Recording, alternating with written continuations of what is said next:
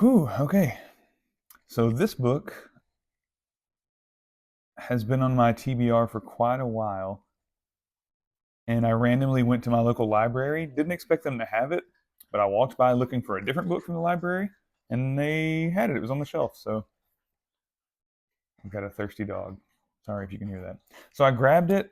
I think it was February 10th or 11th, and it's 850 pages, but I tackled it and finished it all on the 23rd,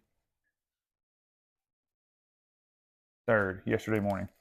So it's 11/22/63 by Stephen King. I have a friend who's big into the overall JFK assassination and kind of some of the conspiracy theories that go around that. So he had bought this book and mentioned, hey, you should definitely give this a read as well since you're starting to pick up reading again. And I'd never read a Stephen King book. I actually only thought Stephen King wrote horror. So if you're like me, that's definitely something you can throw out the window right away. But this book is such an interesting. If you're going into this expecting so much about the JFK assassination, you're going at it from the wrong angle. If you're going into it thinking it's going to be horror because it's Stephen King, you're going at it from the wrong angle. But this book is more of a.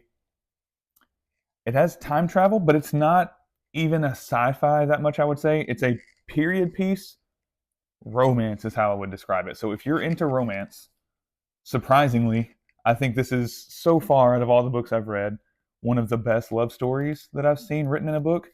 Again, it's 850 pages, but there is not a single wasted page. There's not a single boring moment. There's not a single part that in my mind I think, oh, this could be cut out.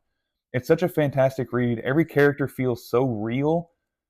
The conversation, the dialogue, the backdrop of the JFK assassination, like the real reason why he's here, the protagonist constantly needs these reminders of, oh yeah, here's why I'm here. Ultimately, I can't.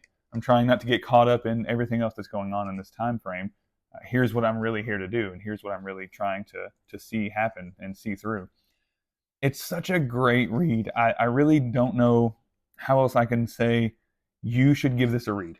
You won't read anything else like it. There's nothing else that I can think of that I've read so far, even from when I read a lot as a younger kid, which obviously my ability to kind of interpret and take deep thought and more philosophical points was lesser then.